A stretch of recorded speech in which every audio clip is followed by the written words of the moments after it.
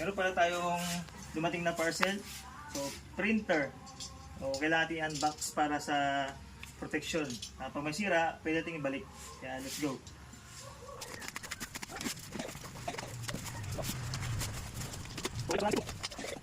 Sa Joyo Marketing. So, Joyo Marketing, nakadarating na yung aming parcel.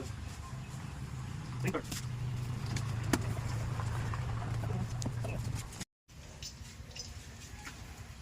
Ito siya mga idol. Check mo. Yan. So wala sira mga idol at ang ating styrofoam. Baga safe na nakarating. So ang printer natin is worth 6,000 plus. So buksan natin.